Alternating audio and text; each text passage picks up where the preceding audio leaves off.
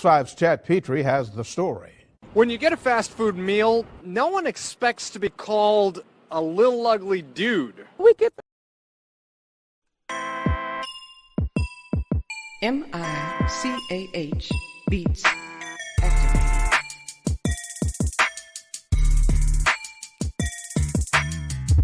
Welcome to Just Therapy, where we talk about life with a comedy twist. With your hosts, comedian Sean Boyd, Antonio Ferguson, and Miss KT.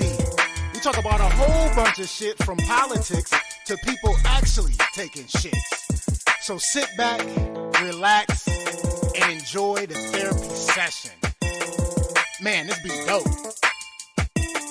Make a motherfucker want to rap. I can't rap, man. Hold on, here we go. I can't rap. I really can't. But come sit down on the couch with us. Man, I can't rap. Come to the couch. Enjoy the show. Let's go.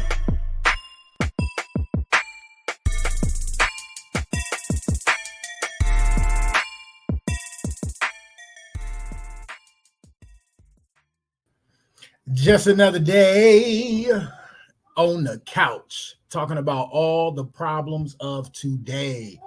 Welcome back to another episode of Just Therapy. It is another beautiful Monday evening, y'all. Woo, woo, woo, woo, woo. You already know what it is. It's another beautiful Monday evening, and you already know who I am. But as always, I got my co-host, the Moses, on my side. Miss BBC, what up, sis? Greetings, everyone. Hello, Couchettes. What's up, bro? How are you? You know it, being blessed, loving life. Another beautiful day. It was nice outside compared to last week when it was a little chilly.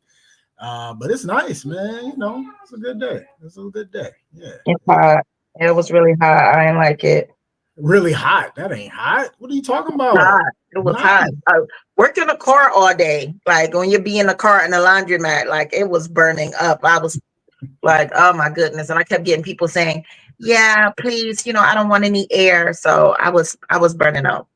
Oh, it felt great to me. It was nice. It was nice and warm. But you already know what it is. It's another beautiful Monday evening. Hope your work day went off without a hitch. And we hope that we can end your work Monday off with some therapy on the couch tonight. Before we get started, big shout out to my guy, last week's guest, Myron Tibbs, my motherfucker. That's my dude right there, man. I love that dude. My guy right there. Make sure y'all go check out Private Party 805. That's his page, but it's 805 Upson Street, and that's in Akron, Ohio. Delicious food. I'm telling you, you don't want to miss out on that delicious food that he has.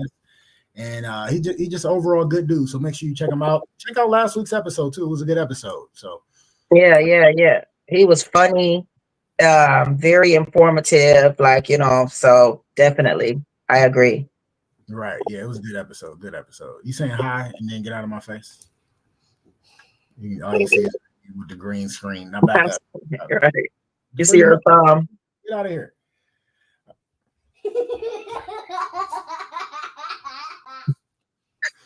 She's so goofy. You get on my damn nerves. Hey, she a co-host too. She got to show her face. It does not stand for that at all. It doesn't stand for what you think it is either, Mr. White. But what's up? What's going on? Thanks for chiming in. I appreciate you. Hey, don't forget, this is the world's greatest interactive podcast. So if you want it to be on the screen, make sure you go to Just Therapy the Podcast on Facebook or YouTube. But if you're on my page, I just read the comments off of my phone. LJ White jumped in. He said, I hope BBC stands for Big Black Coochie. It don't stand for that, and it don't stand Why for be so disrespectful, for one? Do you speak to your mother with that mouth, for two? And don't come on here with all of that fuckery, for three. Here, comic, relax. It don't matter. And I'm Miss BBC, so I'm going to say what I say. He can't say what he's saying, and I got to relax. Tell him to relax. Oh shit, we starting off already. This shit's hilarious. But no, it don't stand for what you think it is either. So all right, let's get right into it, y'all. You already know what we do. We like to do a recap of what happened to us at the beginning of the show, let you know what happened to us this weekend, things like that. Hold on. He said, and my mama, he said, and my mama dead. So do you speak to your mama like that? I don't have a mother either, so condolences for your mother or whatever, but don't try to throw that in to get some sympathy because you come with your bullshit. I'm gonna come with the bullshit with you too. Oh man. Hey, what up? What up? What's up with you? My guy Hendo in the building. He said fried. That's all he said to those comments. Right. Very Right, we always like to start with a recap what we did this weekend, you know, what happened in our lives. I'll make it quick. So Friday, little mama went over a good friend of mine's house to get babysat by her daughter, who's a senior anyway. But she had a blast being over there, so that was cool. I had to go do this fundraiser. I know I put it up last week, but it was cool. It was like a poetry fun. It was like a poetry night fundraiser for a Catholic school. There was a bunch of kids there, like a bunch of kids. Like when she told me, she was like, "Oh yeah, we got some kids that's doing poetry." She didn't tell me the whole damn school of kids was gonna be there, and it seemed like it, but it really didn't matter. So it was just like mentally, like I had to just restructure what I was gonna talk about. Good. A lot of people, people came out, which is good because it was a fundraiser for the school. I switched up some of their programming. They wanted to do like a 5-minute intermission and then come back with poetry. I was like, no, we're not doing that 5-minute intermission. We'll just do the one intermission that y'all had because they wanted people to buy food and candy and right. stuff. So, but it was cool, man. You know, they did good. Yes. They had some real talented kids that did poetry, man. It was good to hear that they starting off so early, and then, but I mean, they definitely did some stuff that be having people think, you know what I'm saying? And I be telling these kids I talk to, I'm like, y'all that generation, like for real. Like a lot of people don't give them credit for on how smart they are, how much they know, and they ask a whole bunch of questions. You know what I'm saying? That's so good. So yeah, it was dope. It turned out. They made they did a good thing. I mean, like, did they make a good amount for the fundraiser? That I don't know. I didn't ask for all that. I didn't ask what they raised. They didn't say exactly how much they raised either. So, but it was cool. Then they had like a poetry slam at the end. So they had 6th graders do poetry, 7th graders and 8th graders. Then they had like a poetry slam.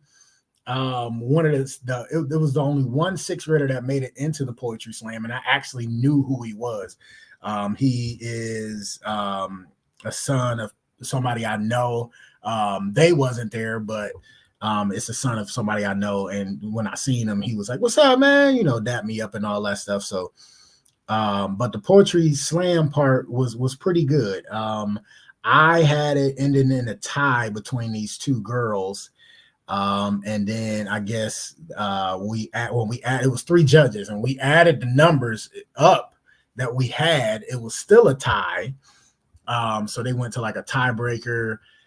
So they had it to where the person who won the tiebreaker is the person who like sold the most tickets to the fundraiser, which I don't think that's a bad tiebreaker. I don't think that's a bad tiebreaker because, you know, you do a clap off, that don't end well, especially with kids. So, you know, and plus that person sold more tickets, so you know they're gonna get a bigger applause anyway. You know what I'm saying? So, but the first 3 prizes, they got some money, which was pretty cool, and they got gift baskets, and then like the big winner got a chance to have a dress down day and like a dinner or whatever, something like that. So that was cool. So that was cool.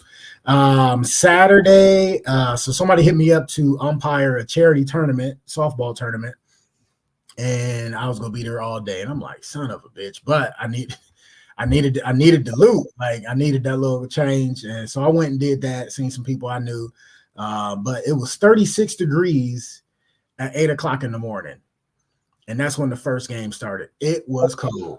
I had little mama in like 3 layers of pants, 3 layers. She had like a hoodie, a long sleeve shirt, a t-shirt, then a winter coat. She had her hat on. She had gloves. She was good. Plus, She looked like the kid from the Christmas Story. yeah, she was able to move around. But what I did like about it is the person that put it together and wanted me to they said, whatever you want from the concession stand, you got it for you and your daughter. So I thought that was cool. Yeah, that's real cool. Most places don't do that. They'd be like, all right, we gonna pay you this, and whatever. But it was cool. It ended up being cool. Like I had to cuss out one dude that I knew. Like it always be somebody I know, and it's like, dude, I've been calling the same stuff all day. It hasn't changed since 8 o'clock this morning. It's not gonna change now. Like, stop. Like, what are you talking about? But long day. Little mama got to hang out with Lisa, my girl, and I ain't seen her in a minute because she been having the kids full time for the last couple of weeks or whatever. But so it was good to see her. Little mama had a blast. Got back home. She was tired. She fell asleep and was asleep. And then yesterday, she woke me up early. I'm tired. She woke me up early because she's hungry. And I'm like, oh, let me just sleep a little bit longer. All right. And she gave me like another half an hour. Then I had to get up. We had softball yesterday. On the other field, somebody got hit. One of the pitchers, it was a girl pitcher on the other field. And it's already, not scary, but you as a softball player, and I've been playing for a minute, a lot of people get hesitant when it's a girl pitcher, especially if you play softball, right? But when you're playing for so long, where certain pitches are going to go if you hit good. So they got hit. The ambulance got called. They had a big hematoma on their temple. But it was like a scary sight because they didn't know, because when something happens to somebody, people panic around them. Right. So we thought the girl wasn't breathing, but she was breathing. She was just unconscious, right? Because she got hit by the ball. So the people that was down on that field already didn't check to see if she had a pulse or fill her nose to make sure she was still breathing. And somebody was doing chest compressions, which you should never do if they breathing, because chest compressions can break. Right. Listen, when people panic, they panic. Somebody that was on our team is an ER nurse, so she ran down there in the middle of our game, and we had to take it out because the pitcher is I've been in the word, so I can't. I wanted to be mad, and I got mad, but I had to catch myself. Because earlier in the game, she threw it in because the team we play has an old lady pitcher, but she got a face mask on and everything. And I just don't like this lady. And before, if she threw something where I know it was going up the middle, or I would do it on purpose. But she threw a pitch that I would have took her head off. So I took the strike because I didn't want to hit her with the ball because it would have lit her up. And I was like, ooh, I'm not swinging at that. And I knew it was a strike, but there was no other place for that ball to go but right back at her head. And I didn't want to do that. Right. But either way, we won both games. That's the moral of the story. And then today, had classes, and Lil Mama had a great day at school. So that's my little recap. That's me. Right. How was the girl doing? Do you know? I have no idea. DJ in the building. What up, dog? Jesus. I need you to be checking in on stuff. I mean, I be needing details. I'm a detailed girl, I didn't know who the people was. I get it. But so there was nobody for me to ask. They don't have a group page or a page. No, I can. Well, I'm sending up prayers for her. Definitely sending up prayers for her because that's important. Yeah. Okay. Real quick though, hold on. Sorry, DJ in the building. What up, fam? So I forgot to talk about when me and KT went over Fam House DJ and we whooped their ass 3-0 in spades. But what up, DJ? Welcome in, bro. He say, man, leave that old ass lady alone. Why they starting?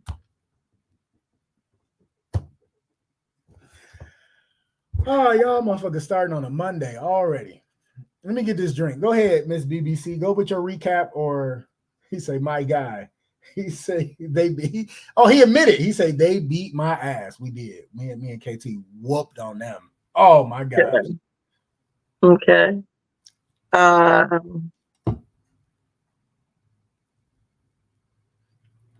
was your weekend? I'm gathering.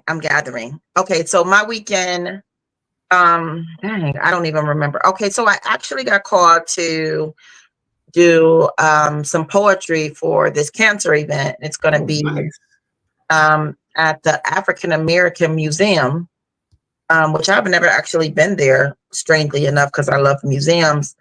But so, I thought that was really cool. We have a lot of, different things coming up for the Rastafarian coronation when Haile Selassie I was, crowned emperor and his wife was crowned empress at the same time, which the very first couple to be crowned at the same time. So, it's a couple of events coming up for that. I got invited to a museum in Toledo where they're going to place one of the medallions of Haile Selassie I into the museum, which is a big deal. So I was invited to that. And it just feels good. I decided on Friday, I think I'm going to start auditioning again for movies. I haven't been in a movie or a play in a while. And I think it's time, now that I'm getting back into like Uprising, my musical energy, I want to do that. Actually, I want to create one of my movies into a short movie that I've written. So I decided on Friday that I might do a short movie. I did some stuff, but I really don't remember what it was, to be honest. But yeah, so I guess my weekend was filled with being booked and opening up my horizons. Nice. That's what's up. Yeah. That is what's up. All right, let's go and keep it moving. Oh, I forgot. Yesterday, after softball, I took little mama to an arcade. She's been asking me for months. Oh, that's nice. So I took her to Quarter Up in Akron, and man, that game's so expensive, but we had a good time. But so that leads me into childhood memories. We always like to get one childhood memory so you can get into our past. And as you know, I'm coming up on 4 years on doing the podcast, so you heard a lot about me. But I'm gonna still do one. So yesterday, she act like me so damn much, me and my mom, right? But she acts like me, so it made me think of this one because her competitive spirit is there. Like I was a big competitor growing up. I know little boy said you cried last time when you didn't win something, so you were very competitive. Thanks for bringing that up again. Okay. That was because we didn't make the basketball team in 8th grade. So, right. But I'm gonna bring up another crying situation because mama got so pissed yesterday. We was playing air hockey, right? First time for her ever playing air hockey. So of course I had to let her get some bounces or whatever. But I whooped her ass because you got to earn that. I don't care how old you were. You got to earn that win. I respect it. But so she was like, when she lost, and I'm like, you'll be all right. You got to, can't win them all, baby. But she got mad because we did the claw, and those claws is rigged anyway. Mm-hmm. So we didn't get it, and then it was time to go, and so she was mad about that. I was like, you can't win them all, right? So it made me think on how competitive I was. In Little League Baseball, I was on the travel team, right? Mm-hmm. That traveled around the other cities and played their team or whatever. I blacked it. Go ahead. Oh, no, you good. And because I was really good. So I was on the travel. I made the travel team. I was starting. I was playing third, the hot corner, which was one of my favorite positions in Little League because you got a lot of action. Plus, I used to pitch and I used to catch or whatever. But I remember we was playing this one team, and it was I think it might have been a championship in a tournament for travel ball, and it was bases loaded. And I think it might have been one out. It might have been one out. But I think we were either tied and they were up, and the ball came straight to me hot. So, scooped it, and me being right by third, I stepped on third and then threw it home. But dude ended up being safe because I think I might have hit him in the back, or dude didn't swipe good enough or whatever. But he ended up being safe. So that was the end of the game. And I was so upset because I'm thinking, let's get the double play. I'm right here at third. I step on third. I throw home. They make the tag. We good. Instead of throwing the home, get the force out, and then pitch again, I'm trying to end the game. It did not work out in my favor. They end up winning, and I was so mad. And I had those mad tears. Like when you so mad, so frustrated, you get them tears, right? And, I remember it was Coach Lott, man. That was my guy. And he was like, hey, you can't let him see you cry, blah, blah, blah, and blah, blah, this, and, and all that, like, come on, man, it was the smart play. It just didn't work out. You know what I'm saying? It's all right. You ain't got to cry. I was like, but I'm so mad that play was the good play, but it just didn't work out. So I was so pissed. But I remember him telling me, like, you can't let him see you cry. We used to get fed so much bullshit as kids and young kids and teenagers, where that shit scarred a lot of people, where they can't and won't take care of their mental health. Because dudes is always supposed to be strong. We always supposed to be the provider. Like, don't nobody give a shit about us. It's all about what we can do for other people. And they ingrain that into us young because they got ingrained into them young. And it just keeps going. We got to stop telling these kids that. Coping mechanisms and shit. Like, it's bullshit. It's fuckery. We got to let them feel their feelings, yo. Like, now, if they in trouble and they crying, be like, hey, you know what I'm saying? Getting in trouble, it come with consequences. You do something wrong, consequences. So let it out. But then dry your eyes and know you need to make a better decision next time. It ain't, oh, little boys don't cry. It ain't that. You can't keep feeding these kids that, man. You cannot keep feeding these kids that, right? It's true. I totally agree. Right. So, but it just reminded me of how competitive I was when I was a kid. But yeah, I was pissed. All right, what's your childhood memory this week, BBC? I wasn't gonna do one, but I'm thankful for that you said what you said, because it made me think about a childhood memory and then think about something I did to my child because of that childhood memory. My father was a very hard man, and he was a very serious disciplinary, especially towards me.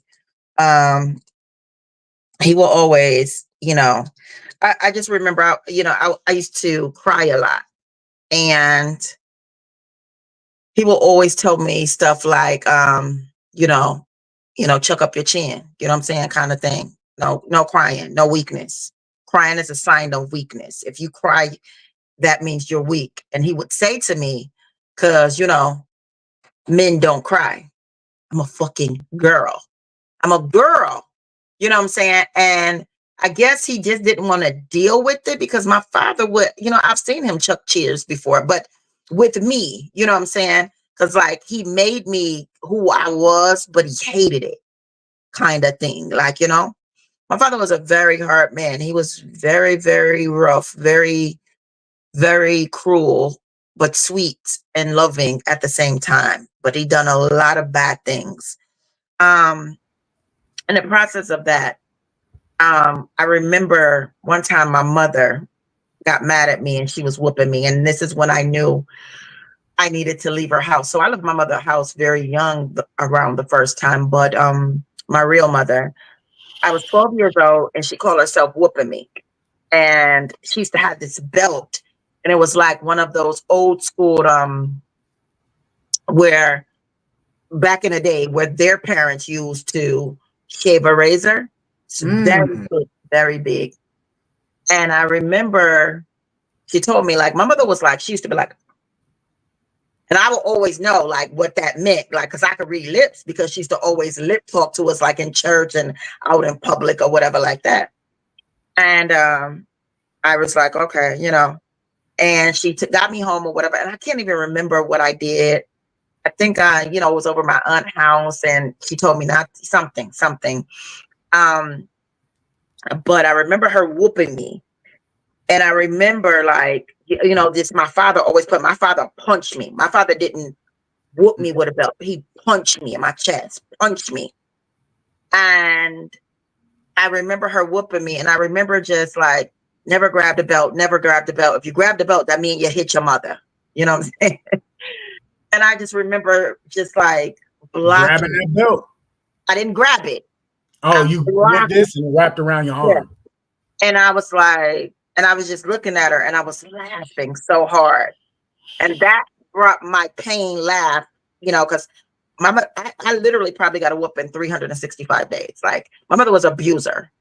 Anyway, and at that time I knew that I wasn't going to cry. I knew that was it. I'm not taking no more. I'm not taking no more. And I remember she just, boom, she all off it like, boom. I'm like, I'll take this punch, but you're not going to beat me no more. And I know I never do nothing to you. So in the whole aspect of that, bringing up my daughter now, she little baby, little bitty girl. I'm like, you better not cry. You better not cry. And I would tell her that. And I'm like, I think about how I preach about how men are stripped from their emotions very young. They're stripped. Stop crying. You're this and that. Not allowed to feel feelings. And then we don't understand why men act the way they do, why they can't feel anything. And I remember when I stopped it, I'm like, I'm never going to do that to her again. Like, you know what I'm saying? You're allowed to cry. Okay. You know what I'm saying? When I started my 5 minutes and I'm like listening to the story, it's like, fuck that. Stop stripping. We're, you know what I'm saying? Like we're humans. We're superhumans. You know what I'm saying?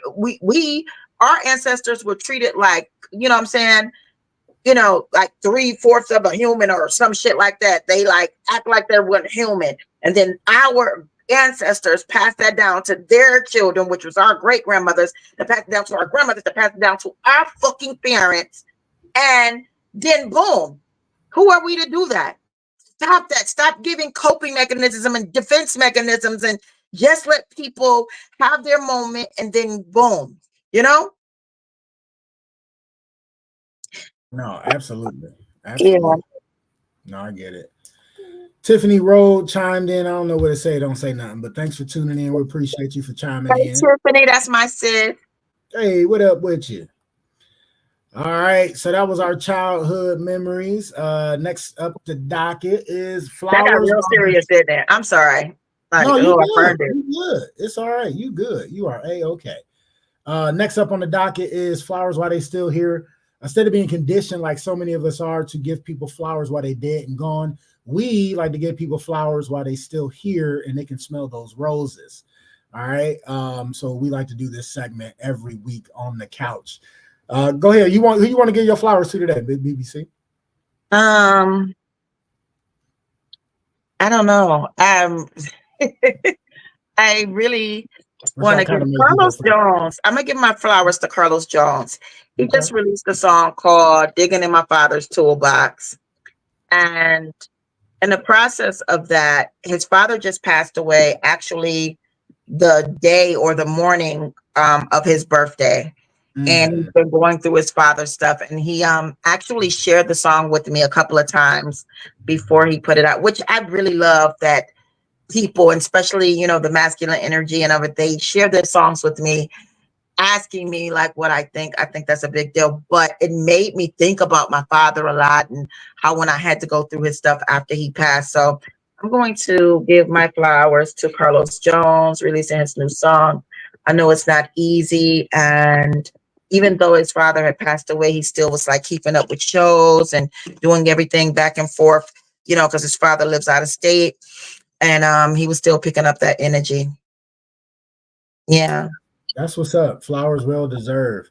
You know what? I'm gonna give my flowers to you today, because the simple fact of I've been knowing you for about 3 years, and then you know you did a couple episodes, and those episodes were so fire that you jumped on. And, you know, I had you do, you know, the sex episode or whatever twice with us. And I want to give you your flowers just for rocking with me. You know what I'm saying? Like, Thank you. Thank you. people, I appreciate everything you do for me. You know, when you share stuff, and you know, we have our little conversations and stuff like that when we need to check in and good stuff like that. And just knowing, you know, you done gave me my flowers just, you know, when I was talking about my parents going through that situation. I know you said you didn't, you know, have, you know, the parents that I had, but you still came out strong and great. You know what I'm saying? Even though you didn't have those, you know, key role models or stuff like that to show you the right things to do. I mean, you know, but you learned so much just by going through the situations you did, and to be on the other side stronger than ever and better than ever, and just so dope and amazing. So I got to give you your flowers today, BBC. Thank you. Oh, thank you. Oh yeah, no doubt, no doubt. You already know it. You deserve it. All right, let's get it. Oh, I say I want to. Oh, LJ say I want to give my flowers to Sean Boyd for doing his thing with the podcast. Hey, I appreciate you, man. Appreciate you. Right. Blessings. Appreciate that. You know, just trying to make it happen. You know, always looking for new guests, man. I know. You know, definitely my condolences to you, brother. I know you lost somebody close to you not too long ago. So definitely sending condolences and Condolences to you. And anytime you want to come on the couch, man, I tried to give you some dates, so just let me know when you want to come on, man. We'll chop it up. All right, let's keep it moving. Let's back to our regular topics. What's our first topic? Ooh, this one is spicy. I know, right? Oh man, that's hilarious. Let's go. What we talking about? So we're talking about that, and this is. If I get canceled, man, you better be speaking up for me, man. You better be speaking up for me. So this one is, I was listening to a couple of things, and I'm like watching, you know, I'm always watching little stuff, and women say they want honesty, right? Women say they want honesty, but in all honesty, they really just want you to honestly say what they want to hear. Ooh. And I got a lot of sisters. I'm around a lot of females all the time. You know what I'm saying? And this goes back to like the woman's intuition. And it's just like, the thing is, like, women be like, oh yeah, because all you got to do is be honest with me. All you got to do is be honest. A man can be exactly honest, say exactly what he's feeling, what he wants, or whatever like that. And a woman will still interpret it into what she wants to hear. I'm a woman. You know what I'm saying? And it's so frustrating sometimes, because then to me, women they play victim. It's like, yo, I'm not looking for a relationship. This is what I want. This is how I want it done. This is how I want to move, kind of thing. And he said exactly that. Either he a deadbeat or he a no good dude or whatever. Like how are you mad at a man or anybody, period, but saying this is truly who they are. This is what they want or whatever like that. But then boom, he like, okay, y'all lay together. Y'all lay down, you know, y'all do you want to or whatever like that. He's telling you like, man, I dig you. I think you're beautiful. I think you're fine. You're this, you're cooking, you're whatever like that. And then you like, oh, well, how you gonna do all these things with me if you didn't want to be 1, 2, 3? But he already told you who he was. He already said what it is or whatever like that. And you like, okay, so are you like this? Because, and I see it all the time that women do this. And it's like, it's a difference. So I seen this video where the lady was like, I don't want you to be honest with me. I want you to be transparent with me. And I'm like, dang, like, to me, that's like the dopest, you know? So I'm going into the, you know, energy of all that or whatever like that. And I'm thinking about situations. So boom, I'm dealing with one of my homegirls. And she like, oh, you know what I'm saying? You know, she's talking about my brother or whatever. All you got to do is be honest. All you got to do is be honest. I'm like, there's more than one way to be honest, though. You know what I'm saying? Just because a person is saying, when somebody's saying something out your mouth, why he ain't calling me or whatever like that? Boom. He ain't calling you because he's not that interested. But then you get with your homegirls that you want to hear what they say to you, like, girl, he intimidated by a strong black woman. He intimidated by this. He, you know what I'm saying? He probably ain't calling you because he don't know how to deal with you because, you know, you know, like, and it's like, maybe not you, right? Like, you know what? He probably like you too much. You know, when men like you a whole lot, they be scared, you know, and blocking their feelings or whatever. So it's like they want to hear the BS and they want to hear that. And then they talk to him like, yeah, because my girl said you weren't calling me because you like me too much or you whatever like that. And it's like, now he can go through with that and be like, yeah, yeah, yeah. And so I'm like, I'm coming up with the situation where most women, not all women, most women, most, because they be coming at me. They be in my DMs like, why you always, most women don't want you to be honest. They want you to say what they want to hear. And at the end of the day, a man can be honest. A man can show you. A man cannot show you. A man can, all those different things. And you still stay. You still be with him. You still, you know what I'm saying? He a liar. He be lying. He always lying. Catch him in a lie. Catch him in a lie. Catch him in a lie. And you still stay. You know? So it makes me mad. It's like, boom. Oh, that girl don't mean nothing to me. And you fighting the girl. You doing this. You going off. You checking her page. You following her around. You doing all this stuff. And you still stay with this person who is not being honest to you. And you supposedly want honesty. What you think? So let's go to the comments real quick. My guy Tone Payne in the building. What up with you, fam? He added, women can't handle the truth. LJ said, or take a joke with a bunch of laughing faces. And then Tone also said, and you know what? Keep coming for me. Keep coming for me. And Tone followed up and said, and men damn sure can't, saying, you know, handle the truth. So this is my thing, right? Oh, hold on. Kevin King, what up, man? What up, my guy? He said, I told my wife what she needs to hear, not what she wants to hear. And it's made our relationship so much better. So listen, I'm gonna say people, you know, because like we know a lot of women can't handle the truth, but a lot of guys can't handle the truth either, right? It's true. I think it's more people can't handle the truth. They always want you to be honest, be upfront, things like that. Just people, period.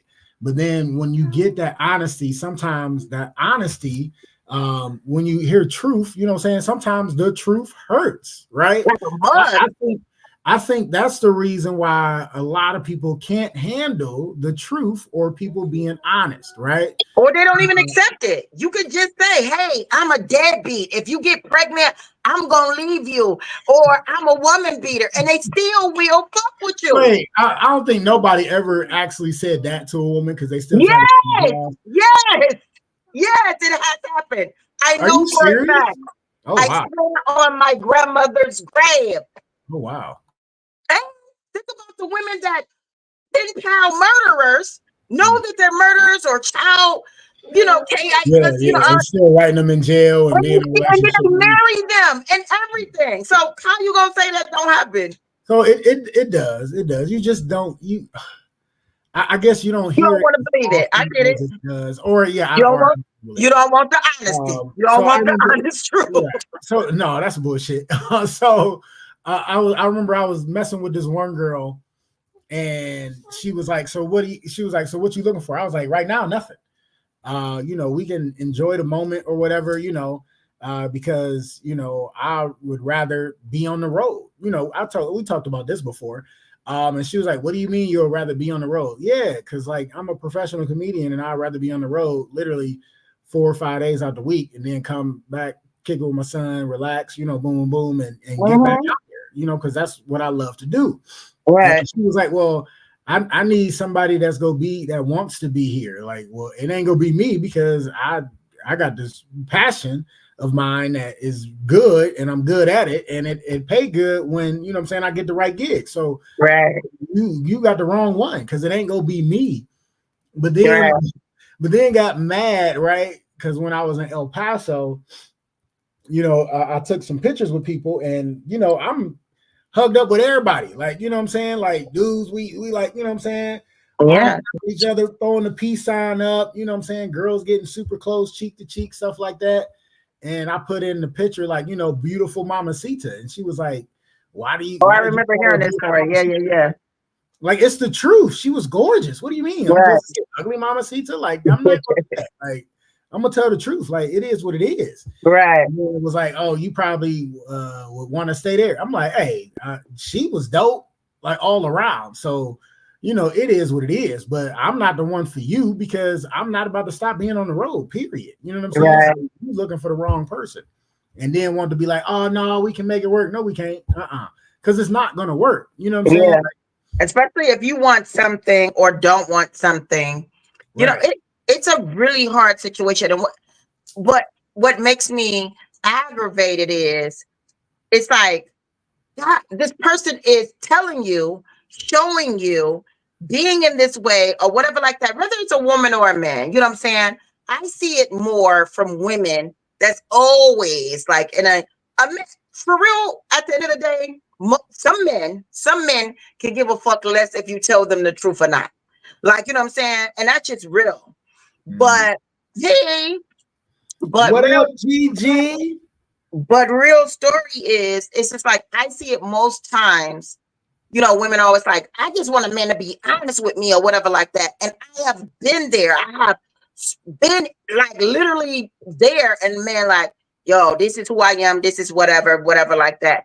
Saying it or not saying it, you know, and they will literally analyze it in a whole nother way or be it as it other, or, you know, get mad at the person because they're not being who they want them to be or whatever like that. And then when a man come and say what you want to hear, you know what I'm saying? Like everything that you want to hear, but he not even showing that action, you still give him the same energy.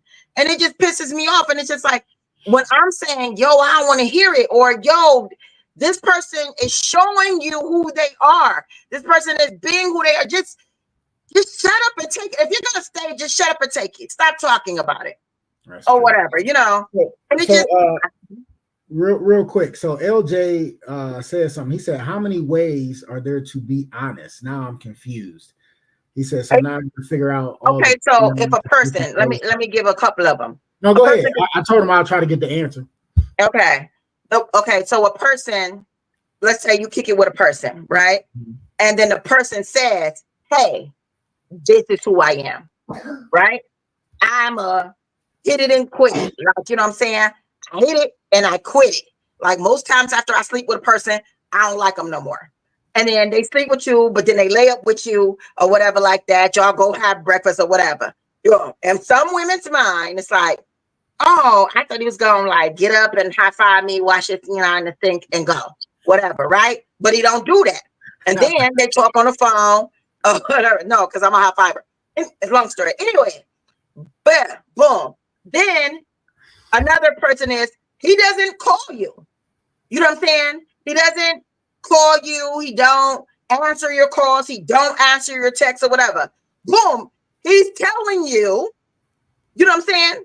Like, boom, that's he's being who he said he was, right? Mm-hmm. But you still don't take that. Like, you're like, boom. So I'm going to help up at his job and surprise him with lunch. And then he hides from you. When you see him, see him. And then he told them, tell her I'm here. Oh gosh, yeah. I guess. And then so it's like that's his honesty. That's more than 3 ways already. He's communicated with you or whatever. That that ain't his thing or whatever like that. And then what? Right. And it's just like it frustrates me because I'm trust me, I'm your homegirl. But after 5 times, I don't want to hear the same thing. Like, and I'm gonna just be like, well, just stay. And I'm the homegirl that says, and it's crazy because maybe I was raised like that. Like, I'm so giving, and don't get me wrong, I'm empathetic to a point. But like, like, no, this is who this person is. This person told you, showed you, heard from you. Like, Come on. And then boom, he can still call you. You know, it's not a flex when he know he can call and get it and then disappear on you again. It's not a flex when he can cheat, or she can cheat, have a And you baby, take him get a back. baby, And you take him back. and you take him back. It's not a flex if, oh, he always come back to me because he's stupid. Like, because he know he can get away with it. He gave you 17 diseases, 14 babies in 7 years. It's frustrating. It's frustrating. So when somebody tell you who they are, believe them. If you decide to accept it, keep your mouth shut. You know what I'm saying? Women don't want honesty. Some of them don't even want transparency. You know what I'm saying? They literally want to hear what they want to hear, and they want to hold it over. Some men too. And then, you know. No, And you're I think absolutely right. Tiffany said she agreed. LJ said they say hit dogs holler. That's why people can't handle the truth. It touches them internally. He also said, so we stalking brothers for truth now. Run. Listen, that's getting stalked is no fun. It is not fun. I had a relationship where I told the girl, I was like, listen, this ain't gonna work out. You know what I'm saying? We got to go separate ways. And then she showed up at my house and I'm like, what is you doing? Like, that ain't gonna make me like you just because you show up at my house and I told you we done. Like, it's over. It's because a wrap. some men like beat down your door type chicks. Some men like beat down your door type chicks. No, listen, I used to be on crazy and you get to a certain age, it's like you gotta let crazy go because it never works out. No, for real. You know, like crazy chicks got great, but I got it.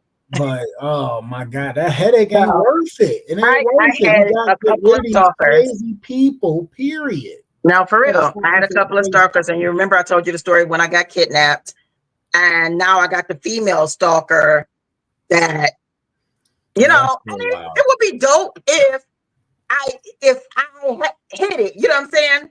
But, you know what I'm saying? She's not even my type. But it's just crazy to even have a female stalking you on some stuff that your man is lying to you. Your man is lying to you. It's not my fault. But you know what I'm saying? So those are the things. That's one of the situations. It's like, you know this is happening. You don't seen it. You've seen it in writing. You know what's up. You know, but now you want to stalk me and be mad at me. Like, I don't get that. You know what I'm saying? This person owes you something. This person says these things to you. This person is crossing your loyalty. And loyalty and faithfulness, that's what you need to be praying for, because you got to pray for both. You just can't pray for one and not pray for the other. You know what I'm saying? No, for real. But that's a whole other story. Tiffany said, let him go. LJ just chimed in again. Hold on, let me open that up. LJ just let him come on in. Like, send him the link, because he just want to be on one. For real. He just want to be on one. To me, that was just the truth. That's only one way to tell it. And that's to just tell it. There's many ways to figure out a lie, though, and that's what you described to me. If a brother or sister lying, they body language, actions, express, etc., gonna tell them eventually. But if I tell you I'm not trying to settle down, don't believe you can make me change my mind. That's where I'm at. No, I totally agree. I agree that you can't make somebody change their mind. And don't get me wrong. Some people might feel like, dang, I never think I fall for you, and I fall for you kind of thing. Yeah, no, for sure. That can definitely happen, in ways that people never even understand. But what I described, to me, I feel like a person could tell you in more than one way who they are and if they want you or don't want you. And I see it, I deal with, I'm saying, like I said, I got brothers, I got homeboys, I got homegirls, I see it or whatever. Like, that's like when I told you about the dude, when I told him, I'm like, yo, I ain't ready for no relationship. And I'm like, I'm just being honest. And I still wanted to hang with him. But at the time, he wanted a relationship. And he actually went out and got his relationship.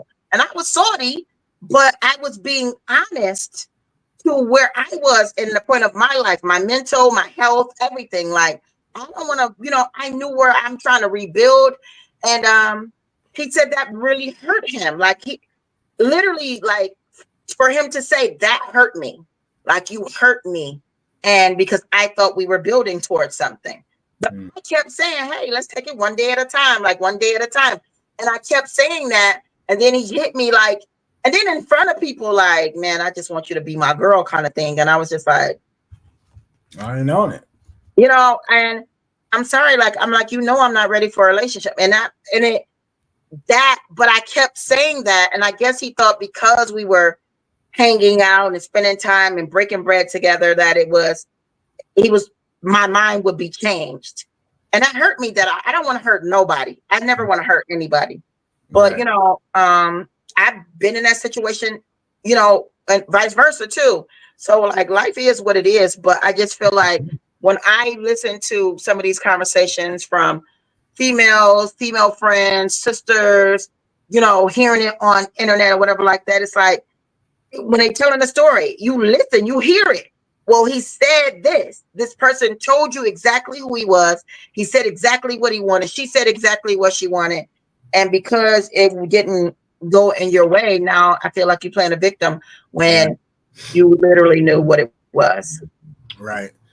Well, some people can handle the honesty and most people can't. So, Really.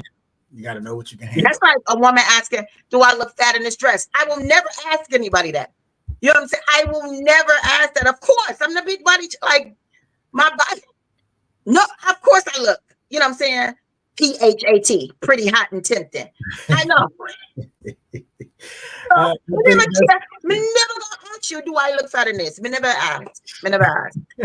I think that's a great stopping point to take our one and only sponsor break. Listen, do not go anywhere. Next up is A Father's Love. And I'm telling you, you got to hear this story. I want y'all chiming in on what we about to talk about next. So please don't go nowhere. Hold on, we got comments. She said yes. She said yes, Cougar. He said, don't ask me because I'm gonna tell you the truth. No, she definitely will tell you the truth. That is a hot redhead. He does not play. All right, let's go to that one and only sponsor break. Like I said, don't go nowhere. It ain't long. We'll be right back to you. You already know who I am. And we got more Just Therapy, more BBC, and I'm taking us to break, baby.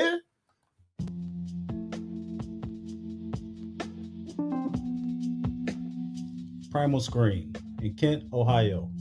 For all your screen printing and embroidery needs. Quality work, on time, fair prices. For more information, call 330-677-1766.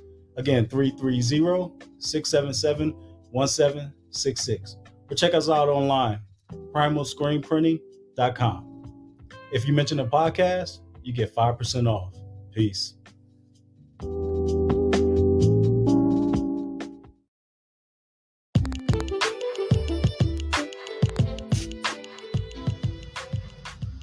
Custom Design Aquariums, where we bring your aquatic dreams to life. With your help, using your imagination, together, we will turn your home or office into a peaceful getaway. For a free consultation, call 330-475-5181 or contact us by email at customdesignaqua@gmail.com. Once again, that is customdesignaqua@gmail.com. Mention this podcast and get 5% off.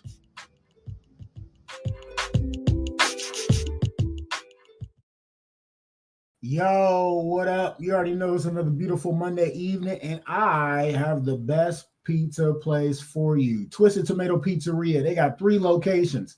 First location is 1909 Bailey Road, Cuyahoga Falls. Their phone number is 330-928-2222. Their second location is in downtown Akron, across the street from Rubber Duck Stadium. That address is 325 South Main Street, Akron. Phone number is 330-849-5707. And the third location is 3031 Graham Road, Stowe, Ohio. Their phone number is 330-673-9410.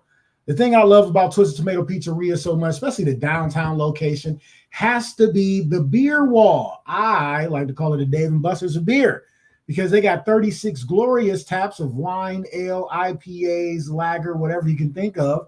What you do, you go in there, you put money on the card, you take the card, walk up to the tap, and then pour as much beer as your heart desires. I mean, it's just so good. It's so good when it hits your lips. It's just so good. Another thing I love about Twisted Tomato Pizzeria is that they cater to your taste buds. And y'all know what I mean by that. Anything you order, specialty or not, it is done to your liking. It is delicious. It is good. It is made right. And it's always mouth-watering. I tell you, when you hit that first bite, you be like, bitch. Like, it's that delicious. Make sure you check out Twisted Tomato Pizzeria if you are ever in the area of Chicago Falls, Stowe, or Akron. You mentioned Just Therapy, the podcast, you will get a 10% discount. Yes, that is money off of good, delicious food. Make sure you check them out. Ask for the owner, Brad Culver. He's a good dude. Make sure you ask him about that Just Therapy discount, 10%. Don't forget, if it's pizza, it is possible. Twisted Tomato Pizzeria. Make sure you check them out. And we are back. You already know I got some shameless plugs coming in this Friday. So this Friday, I picked up a private gig that I got to do. So I'm going to go do that. And then after that, I will be heading out to Youngstown. That show starts at 8:30. Tickets are $10 at the door, $6 in advance, with a nice lineup of funny comedians. Make sure you come check it out. Friday night comedy, live at Charlie Staples Pit Boss Barbecue, 372 West Rayan Avenue, Youngstown, Ohio. If you in the Youngstown area, make sure you come check me out, my Youngstown people. Come mess with your boy. Also, you already know what it is. It's coming up real fast. Next month on the 11th is the 13th annual suicide prevention fundraiser at the Funny Stop Comedy Club, November 11th. That is a Monday, ladies and gentlemen. It is always the second Monday in November, and it's not going to change. Hasn't changed in 13 years, so why would it change now? Make sure you come out November 11th. Doors open at 6:30. Show starts at 7. It is a $15 donation at the door. 50% of the proceeds go to the American Foundation for Suicide Prevention, and the other 50% goes to the Ohio Suicide Prevention Foundation. It will be featuring myself and a slew of funny-ass friends of mine. And, of course, it is sponsored by your very own Just Therapy, the podcast. Make sure you come out. It's going to be a good time. We got raffle baskets. We got gift certificates, gift cards to places like Longhorn, Twisted Tomato Pizzeria, Hibachi Japan. We got Sammy's, which is a restaurant. We got some Mexican restaurants donating. We got a Chinese food buffet gift certificates. We got nutrition drink spots. Main Street Nutrition is donating. We got a comic book spot donating. We got Assassin Tattoo, who donates every year. So you might be able to win a free tattoo. Make sure you come out. It's going to be a great time. We go talk about some stuff. We go cry, then we go laugh the rest of the night away and have a great time with a bunch of funny comics. Make sure you come check that out. 13th annual suicide prevention fundraiser. Also, that Friday, November 15th, I'll be up in Cleveland at I don't know where it's at. Where's that? Where the fuck is it at? People's Bar and Grill. I can't see that thing after behind the whatever. It's somewhere. Address is there though. It's called Now That's Funny. Showtime at 8 p.m. No cover charge. I'm probably going first because I got a wedding reception to go to right after. But come check out some funny ass people. We got hosted by Tank with a C, my girl Jen, Kevin Ford, funny ass dude, Sister Lou. And Lex Vegas and myself. Make sure you come out. It's going to be a good time. That is Friday, November 15th, the Friday after the fundraiser. Make sure you come check it out. I got some stuff coming up. You know, I'll be doing a little bit here and there. You know what I'm saying? So come check this out. All right, and we are back.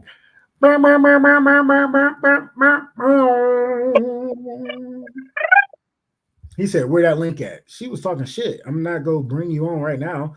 You can have your own episode where we'll talk to you, brother. Make sure you hit me in the inbox and give me a date that you want to come on, and I got you. We'll make But the he first was 25 thirsty minutes. for it. He like, where that link? Bring me We'll on. make the first 25 minutes all about you, brother. See what you got going on and see what you do, and then we'll move on to the regular topics. But Matter of fact, come on next Monday. If we don't have a guest already booked for that day, next Monday is your day. If you don't come on, then you don't want to do it. hey, you heard it from BBC. She said, I see my guy Ryan Rogers on there. Ryan Rogers will be at that Friday show this Friday in Youngstown. All right, let's get into it. So listen, I labeled this as a father's love. Okay. I want to know y'all opinions on this situation. All right, here we go. Dad arrested for allegedly killing missing daughter's stalker, who was 67, after finding him with the teen. An Arkansas father has been arrested for allegedly fatally shooting his 14-year-old daughter's reported stalker. On October 8th, deputies were dispatched to a home of Aaron Spencer, 36, who reported his underage daughter missing. But before authorities arrived, Spencer found his daughter in a vehicle with Michael Fossler, 67, and a confrontation escalated that led to the father allegedly shooting and killing Fossler, according to the Lonoke County Sheriff's Office. The deputies responding to the original call instead arrested Spencer on the preliminary charge of first-degree murder, the publication reported. He was booked into a county detention center, but was released after posting bail the following day. Spencer's wife wrote on Facebook that the family had a no-contact order against Fossler, claiming the alleged predator had stalked and raped their child over the summer, and they were afraid he was going to kill her. Well, Fossler was arrested in July for internet stalking of a child and sexual assault by a different law enforcement agency and was released on bond. The girl's parents were unaware that Fossler and the daughter were back in contact. Staley Spencer said the combat veteran has not been formally charged, and it is up to the local district attorney to decide whether to prosecute the dad. But Heather called out the sheriff's office. They said set up a fundraising page after GoFundMe took down their original campaign due to the violating platform's terms of service, prohibiting fundraiser for the legal defense of anyone charged with a violent crime. In the summer of 2024, the then 13-year-old child was targeted, groomed, and ultimately raped by the boyfriend of the family friend, she alleged on the fundraising page. So this is my question. I mean, there's really no question. That's just a father's love. You got me damned if I'm not going to do the same thing. I tell you that. But also, my daughter is going to know to make sure to watch out for predators or people trying to play her. A lot of times the shit gets swept under the rug.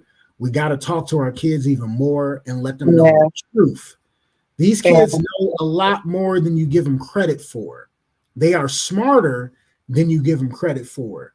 Sometimes you got to show them and like literally plain out tell them what to look out for so they don't get stalked by a predator or scammed by a predator.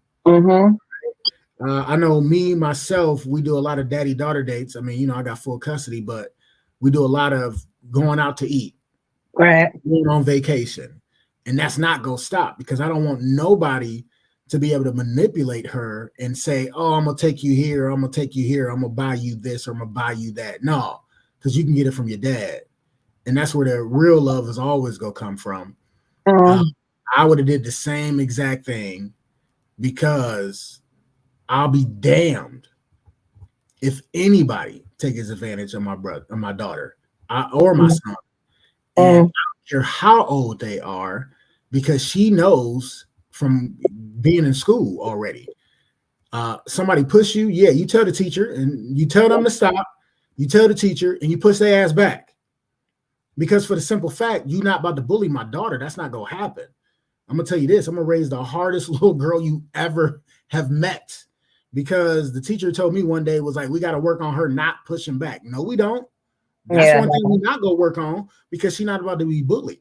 If somebody hit her, she hitting them back. She gonna tell them to stop. She gonna hit them back, and not She gonna tell the teacher. She gonna tell them to stop. She gonna hit them back. Flat out. That's how it's going. I totally agree. Like, you know, a lot of us were stripped of defending ourselves. And can I tell a story real quick? And it has to do with this actual story. I was younger and I had to go live with my dad, and we didn't have, you know, we were really trying to build a relationship or whatever. And this is when I moved to Akron with my dad and my stepmom. Walking to the store, we had to walk down this long hill. Like, you know, you had to walk down this hill to go to the corner store. There was this man that lived like in the crust of the hill, right? And, you know, I'm a teenager, you know, whatever like that. And I always liked older, you know, guys or whatever. Anyway, as I will walk to the store, he will always, boom, be on this porch, whatever like that, spark up conversation with me, you know, this and that and other. Now, my uncle at the time, my Uncle Robert, lived down the hill at the base of the hill. So I would walk past, you know, and this guy started to really catch my attention. And he probably was like maybe about 20 something years old. And I'm like 16, maybe 15. But so he, you know, every time he turned around, and he could have been older, but this is what he told me, I believe. And so now, you know, he don't spark my interest, you know what I'm saying? He telling me like about how he played football in school, this and that. And now I'm like, I'm making sure I'm always dialed up anyway, but I'm really dialed up so I can go. Now, my father, have to get off work, sometimes he'll go be with my uncle. They were fishermen, so, you know, they would do that or whatever like that. Now, I don't know how my father found out, but I'm sure it was from my uncle because, of course, he lived down the hill and they knew everything about everybody. In the process, I go down. One day, I'm like, I want to go to the store. My father like, walk to the store, come right back. This day, my father was supposed to be at work, but at this day, all of a sudden, my father comes riding up the street. Now, my father drove a long-ass Cadillac, white with the burgundy thing. You couldn't miss this car, and you couldn't miss him because my father was a big-body yellow man. So I'm like, my father's riding up the hill. He never looks at me. He never says anything. He got his sunglasses on. He rides up the hill or whatever. Now, I don't know what happened in this process or whatever like that. Come to find out, the man was like way older than me. He was actually a child endangerment, everything like that. I went back down to the store a couple of days later. That house was burnt down and boarded up. That's all I know. I can't tell you what happened in between that time. Kudos to Pops. You know what I'm saying? But, and then the story came out of who this man was, why, you know, when the house, whatever, something to that effect. But I will never forget that. You know what I'm saying? And I already had heard stories about my father. I already knew who he was. He never said nothing to me. He never said, don't be walking out of the store. Who was that you talking to? Never. My father was not that person. You know what I'm saying? Like when I told you he was a good Baptist, my father was, oh, what kind of, never said anything to me, ever said anything to me.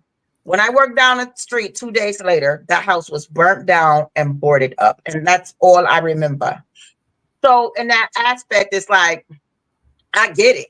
You know what I'm saying? I could have been hurt. No, I don't know. Anything could have happened in that time had he groomed me enough to get me in that house. You understand? Like, and I would never go in this house, but I would sit out there and talk to him. So I don't know the whole story of this situation, but you know what I'm saying? Sometimes when you're a teenager, you're in between these whole vibes. Somebody's grooming you or whatever. This man was 67, you said? You know, it's weird. You know what I'm saying? And it's easy to catch a young girl's attention. You're telling her what she want to hear. You're telling her, you know, these things or whatever like that. And sometimes, no matter how much, you know what I'm saying, you have to put that intention in. You have to say, first of all, you know, 67, that is, I don't know if he tricked her. Did they online talk at first and then she popped up or whatever? Don't ever go to nobody's house. You ain't going to if the boy ain't at your school and still y'all coming to my house. You know what I'm saying? You ain't going up because sometimes mothers ain't home or sometimes Parents are sick as shit. You know what I'm saying? So, hey, fathers love like, yo, and she's missing. The girl is missing. No, he found her in the car with the dude, and that's Oh yeah, no, yeah. But like, so was they? Did she want to be with it? Because you said they'd start talking again. I don't know. You know what I'm saying? So it's a lot that comes with that. But at the end of the day, you're not going to be 67. You ain't gonna be 27 talking to my 14-year-old. You know what I'm saying? It's just not gonna happen. It's not gonna happen. And hey, I don't. The father ain't do. I don't know what the father did. The father did who? I don't know. You know what I'm saying? Hear no evil, see no evil, speak no evil. Like, you know what I'm saying? He did what? What father? So you know, I got a story similar to yours about my little cousin. I treated her like my little sister because she stayed with us. And her best friend at the time stayed 2 doors up the hill from us. Right? They was like 2 peas in a pod, always together. And then next thing you know, my little cousin stopped hanging with this girl. That was her best friend. Literally, cold turkey, stopped hanging with this girl, right? And I would be like, hey, why you ain't hanging with such and such no more? Oh, I just don't want to. I'm like, well, what's up? What happened? Oh, nothing. I just, we on 2 different things. I'm like, okay, like, but there's something. No, nope. I just ain't kicking it with them. All right. And then maybe months later, that 12-year-old girl, best friend of my little sister, little cousin, came up pregnant. There was a house down the street from the middle school. A lot of people used to walk home from middle school. Everybody had to walk past this house. Not everybody, but that walked in our neighborhood walked past this house. And it was these 2 twins that stayed there. They were older than me, way older than me. They was probably in their 20s, early 20s, 20-something.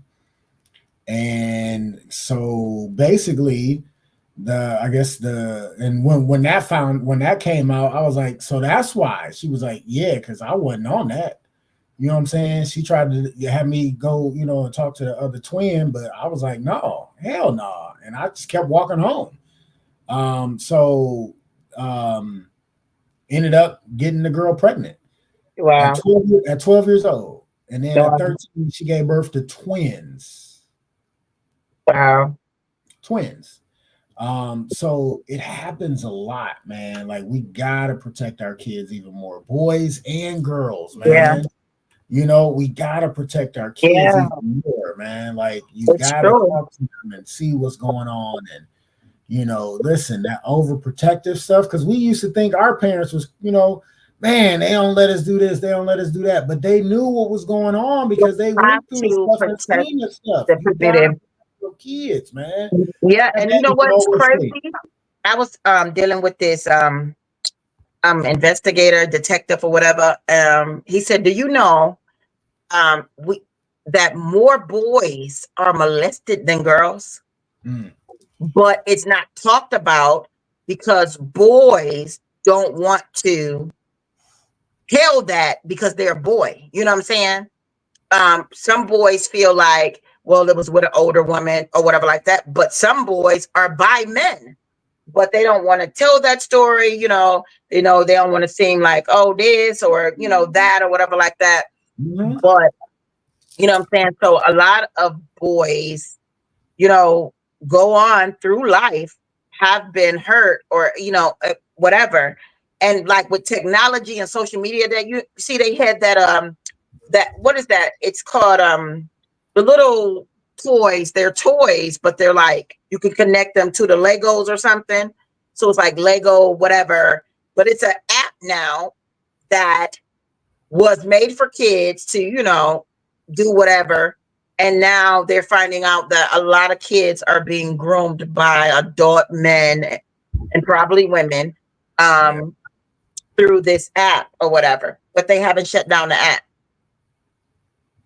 Yeah. So it's a lot that goes on. It's technology, social media has made it even easier for these pedophiles to get to our children. And I think that we are missing it. Women that get with these men that, you see the thing where the man said he wants to, it's hard for him to be with his wife because he's attracted to her daughter, but he raised the daughter, but now she's developed and everything like that. You know what I'm saying? And then I think like sometimes women know, like you're paying attention. Some women, you're so gone, and men too. Even the dude, the pedophile dude, they did an interview on. He said, I choose my children by the parents, especially the father. If the father's weak or he don't pay attention, you know what I'm saying? But if he's strong and powerful and he, you know, there and he's on it, he won't touch the kids. Like these are the things that, like, you know what I'm saying? I see women, when you got a dude that's abusing your kid, their own kid, you know, or looking at your daughter funny, or if like dudes say, oh, man, she gonna be thick when she grow up. Soon as a dude said, I would chop you in your throat. Like I literally attacked a dude on a bus for taking pictures of kids with a pen camera. And I got arrested for it. Like, I don't care if I feel like you looking weird, whatever. I don't care if you doing it to your own kid. I used to work in this beauty shop, and this man used to come in, and every time he picked up his daughter, he was like kissing her in the mouth and rubbing her hair. Oh, this is beautiful. This is beautiful. But not in a way like a dad, but like she was his girlfriend type shit. And it was his daughter. Man, I was like, don't talk to her. Boy, like I went, you know what I'm saying? It was sensual. It wasn't, you know what I'm saying, sweet. It was very, very sensual. And everybody thought so, but nobody ever said nothing. I couldn't take it. That's your daughter, not your fucking wife or your girlfriend. You know what I'm saying? Like you rubbing her hair and rubbing her face and look at me. Turn your head this way. You know, like that shit is gross as fuck. You know what I'm saying? Like you're grooming your daughter. The father ain't do nothing wrong. I ain't heard nothing. I ain't seen nothing. And if he need fundraiser or whatever like that, tell him to link me. I'm the best fundraiser there can ever be. Yeah, because like, you know what I'm saying? Look out for your kids, y'all. Please. Yeah. Look out for your kids and look out for your neighbor's kids. Look out for our kids. These are our children. Period. Yes. You know what I'm saying? Look out for our children. Like, you know what I'm saying? Don't be saying that ain't none of your business. Like, or whatever. Like, you see somebody doing some weird shit, you know, anything, kids going up to a stranger man house, like, say something, you know, or whatever. Like, maybe you think the kid being fast, but maybe the kid feel like nobody thinks I'm pretty. Nobody thinks I'm something or whatever like that. And this person made me feel like something. It's still wrong. Say something, please. We have to save our kids, you know, man. Flat out. I mean, and that leads us to our next topic. We doing your thoughts this week. So y'all know I do. You know, I go into schools and talk to 6th through 12th grade about mental health and suicide prevention. And one of the things I talk to them about is a trusted adult. And you know, when I talk about, and I tell them this is how I come up. I'll be like, you know, and you know, if you're concerned, you know, about your friend or yourself, you know, talk to a trusted adult. And I say, you know, when I say trusted adult, who comes to mind for you? And it hurts my heart when kids say nobody. Wow. And I even tell other kids at different schools, you know, and I tell them, like, some kids that tell me they don't trust nobody in or out of school. And I tell them, like, that just hurts my heart. And absolutely. Today was one of those days. I'm talking about it and I say that, and this young teen says nobody. Like, you know, like I'm like, when I say trusted adult, who comes to mind? Usually people be like, oh, mom or dad, you know, parents, grandparents, teachers. Right. You know? But when they say nobody, it literally hurts my heart. And I tell them, like, listen, you gotta have the trusted adult. I promise you, you need that trusted adult. And I tell them, at least have one. I want you to have more than one, but you at least gotta have one. You're right. So this your thoughts is more of a PSA. Man, if you are not your kid's trusted adult, you gotta look in the damn mirror and see what the fuck you doing wrong, because your kid don't trust you. Yeah. And if your kid don't trust you, you don't need to have kids. Yeah. Like, period. Like, how in the audacity your kid don't trust you? And see, that's a hard situation too, because like the parents. and I tell them, like, especially the high school kids, not to cut you off. That's And I okay. tell the high school kids, I'll be like, listen, I get it. I remember what it felt like to be in high school. And I even make a joke out of it. I'm like, and it was a really, we can probably put 100 more reallys long time ago in front of that. But believe it, I didn't tell my parents everything I did when I was in high school. And I tell them no. And some places I'll be like, hell no, or I mouth the words hell. And I'll be like, no, because I was wild back then. Yeah. And I tell them, like, but I trust I'm like, but I told my older brother everything. He was my trusted adult. Yeah. Him, like when he felt the need to get my parents involved, he did. And 9 times out of 10, it made me mad because I got in trouble, but it was needed. I was on some stupid shit in high school. And if he didn't get our parents involved, there's no way I'm having this conversation with y'all right now. And I tell him it would be somebody else. And I tell them, so like, when people go to get your parents involved, it's not because they mad at you or they telling on you or they snitch. It's because they care about your well-being.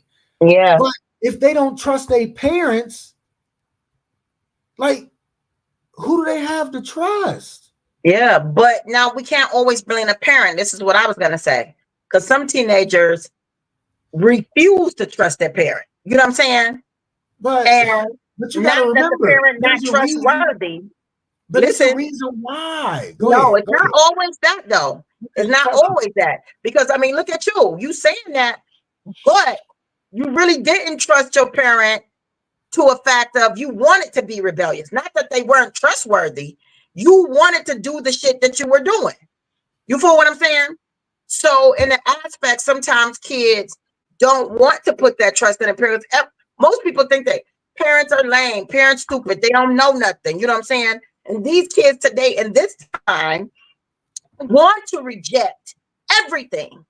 They want to reject everything. You know what I'm saying? And it's messed up because they want to see the YouTuber, like what the YouTuber, they making $2 million. My father dumb. He out there working a job. He a whole mechanic, and you know what I'm saying? So it's like, the dude on you, Chris Face, like Blueface, still making money, even though he in jail, kind of thing. You know what I'm saying?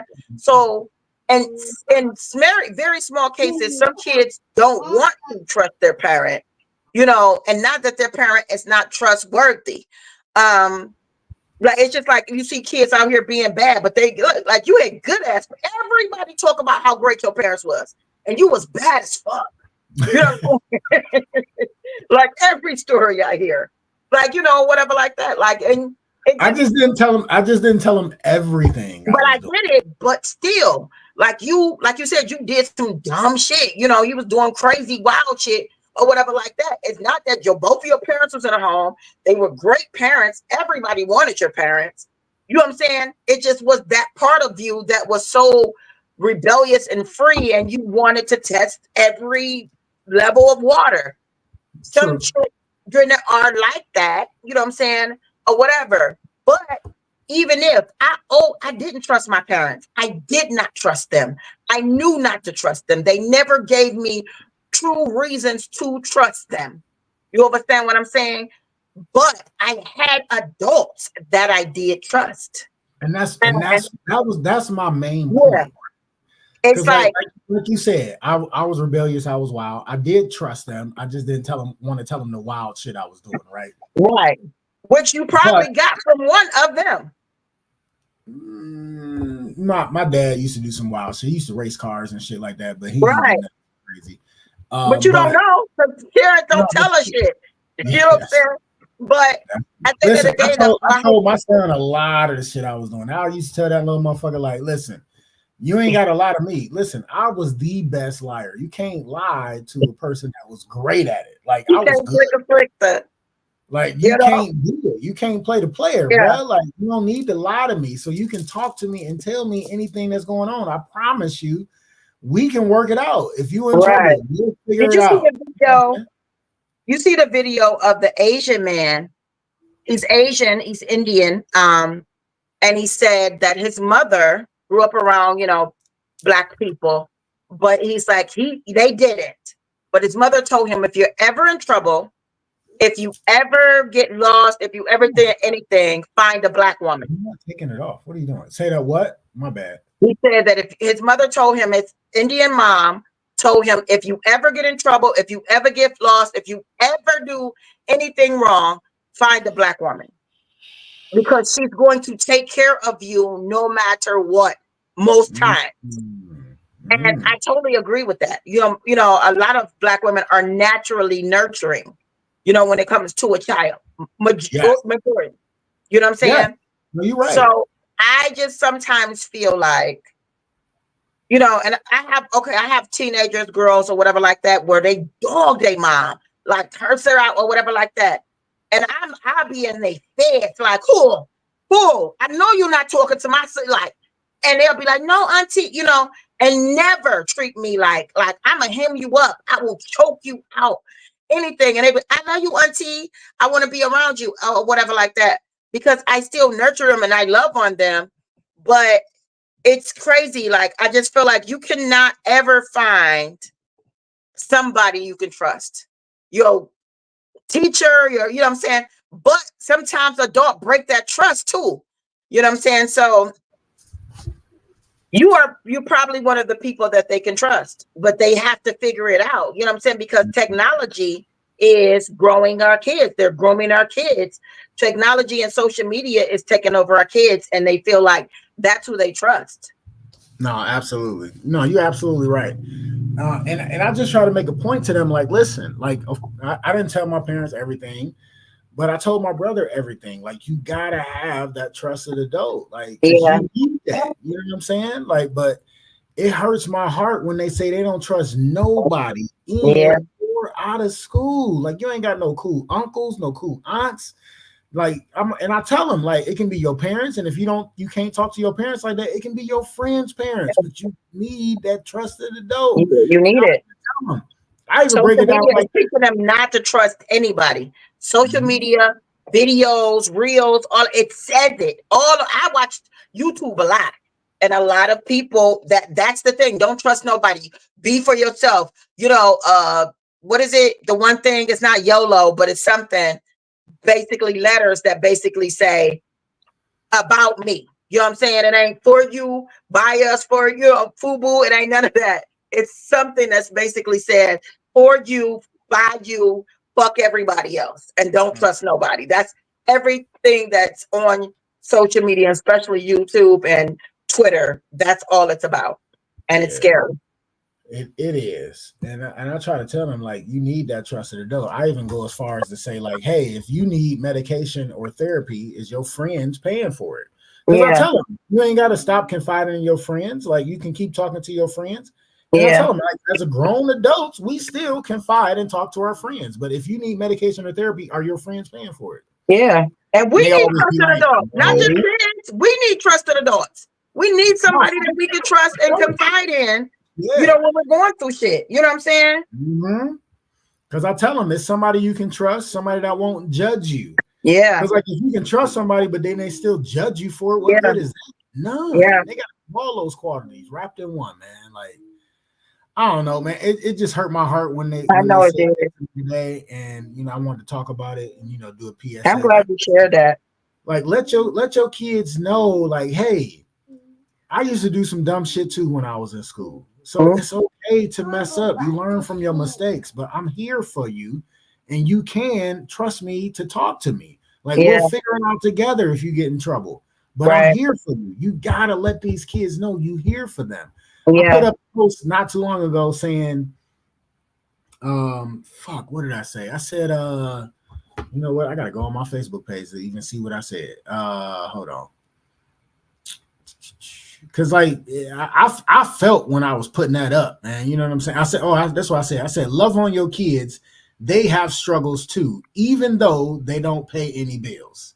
No, real shit.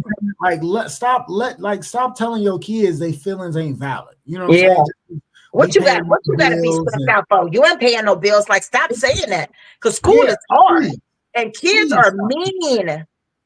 And this work, that school work is crazy. Oh, listen, I tell them, stress can cause a mental illness. And I tell them, hey, like a lot of people say school is stressful, and it can be, but if you let it stress you out too much, it might cause a mental illness. And I even tell them, like, listen, and I tell them, and I make sure the teacher ain't looking too. I love when the teacher ain't looking, because this is what I do. I say, listen, school is important, but make sure you don't let it stress you out so much that it causes a mental illness. And they all me shake my head saying no, and then look at their teacher to see if their teacher looking. And I tell them, listen, yes, go graduate. Yes, go on and do bigger and better things. But school is important. But don't let it stress you out so much that it causes a mental illness. It is nowhere near that important. It's not, it's not that important to stress yourself out so much that you cause a mental illness to yourself. Remember those kids when they were having that, what's that test called that kids had to take before they graduated? But I think they stopped making them take it because kids were killing themselves because they couldn't walk the stage. And remember that? Oh, what was those? I remember what you're talking about too. It was like we had 4 different. It was like English, math, something else. What was they called? Oh, I can't remember what they was called, but we had to take them every year starting like 9th or 10th grade, and you had to pass them by the time you before you graduated. Or they wasn't letting you graduate. It was what was the name of those punk ass tests? I don't remember, but I remember like people were actually committing suicide. Yeah. But yeah, man, listen, love on your kids. Please love on your kids, y'all. Listen, they got struggles too. Even like I said, even though they ain't paying bills. Like, stop getting so down on them, man. You got to learn how to talk to your kids, man. And like, stop acting like you were never a kid. You made mistakes, but you could still see it. Come on. It's like, that's the thing. Like, people get so grown, they lose their innocence or their strip, whatever. It's like, literally think about when you were that age, because most teenagers just want to be talked to. They're in between. They don't know. They like kid, pre-adult, it's a lot going on, hormones, all kind of stuff, puberty that's going on. And it's like, some people act like they forget, like you're so grown, you always got to talk down to a kid. And you don't remember when you was that kid, like, Miss Grayson, Miss Grayson, Miss Grayson, Miss Grayson, you know what I'm saying? Like, it's always something. You don't know what these kids are going through at home. That's why when the pandemic hit, Ohio standardized testing. Yes. LJ came through for us on that one. Of course. He always got something to say. I never even know this dude. He don't got on my nerve already. He a good dude though, man. Funny brother. Too, you think about all your homeboys. Yeah. What's up, Mama Burns? Mama Burns just checked in. What's up, Mama? Greetings. But yeah, love on your kids, y'all. They got struggles too, man. Even though they ain't paying bills, like they still struggling too, man. Talk to your kids. Let them be able to confide in you, man. Let them know, like, hey, I remember being young. I remember doing dumb stuff in school, but sure. Like, some of us still do dumb stuff. Yeah, a lot of us still do dumb shit. So. You know what I'm saying? It's like, first of all, we're all, everybody, when we still learning, we still growing, we still need this, we still need to confide in somebody, we still, need adult, you know what I'm saying? Like, I got harassed so bad at the laundromat today. Like, I literally had to leave because I felt so exposed. You know what I'm saying? And it was like this girl and this guy, and it was really crazy. Then this other guy came in and he tried to, and I mean, like, I got my finger on the trigger the whole time because I'm feeling like, am I gonna have to shoot my way out of here? Like, do I need an adult type thing, and it's just, it is what it is. Please, let's be there for our kids. Let's listen. Stop over sexualizing them, and overstand. Stop feeling like, yes, they are messed up because of society and the ways that things had to go. But like, let's put some of that stuff that we had, some of that big mama energy and that real parent energy into them, because a lot of them are missing out on it. And let them know, like, yo, I'll fuck you up, but I'm here for you at the same time. No, for sure. Absolutely. Let's take care of our kids, protect them. Got to. All right, another great show in the books. You already know what time it is. It is time for the close, something you can leave on until the next time you see us. So it is time for the close, something you can ponder on. Ponder on. She act like she's tired. She didn't want to say it loud. Until the next time you see us on Just Therapy the podcast page on Facebook or YouTube, or hear us next day on Spotify. So again, here's your close, something you can ponder on. Girl, get out of here faking like you sleep. She get on my nerves. All right, here we go. Break this down, sis. Here we go. Experience is not what happens to you. It is what you do with what happens to you. I'm going to say that again. Experience is not what happens to you. It is what you do with what happens to you. Go on, break that down and we'll get up out of here. Oh my goodness. Experience is not what happens to you. It's what you do with what happens to you. That means that learn from your mistakes and grow on them. You know what I'm saying? Like rise off of them. If whatever you do in life, you know what I'm saying? Make it prosper. You know? And that's what's up. Like I feel that was powerful. Experience is not what you do, it's what you do or what you learn from. That is crazy. I love that. You should do a ponder on this on that. I probably will. I'll do that probably this week. That's raw. I'm gonna definitely share that. So I'll definitely make a video of that one. All right, you already know what time it is. Hey, listen, thanks for tuning in tonight. We appreciate y'all. Hopefully we'll be here next week, God willing, and we'll have another therapy session on the couch. Hopefully we'll have a guest next week in LJ White in the building. If not, we'll be working on another guest. We always looking for guests, y'all. We had an entrepreneur last week. Y'all know how we do. We do poets, comedians, singers, rastas. You know, we do people that write books. You know, authors. You know, people that everywhere. Listen, we even had a professional courtesan on this show, which is nothing but. Yeah, we gotta check in on her. She was cool. We do need to check in on her, see if she's doing good, see what's going on with her. So we have it all on Just Therapy on the podcast, so check us out. All right, let's get up out of here, sis. Go ahead. Bless them. If no one has told you today, I love you, I believe in you, and I want you to win. Hey, you already know what I'm going to say. One thing you can never get back, and that is time. And I want to thank you for spending your time with us on the couch. We will see y'all next week. God willing, we out. Y'all, massive. Bye. See you. Leave my baby and put her in the bed. She's tired. Wow. I know. As soon as you get off, she's going to be full of energy. Welcome. Come on, let's have a movie night, Daddy. Right.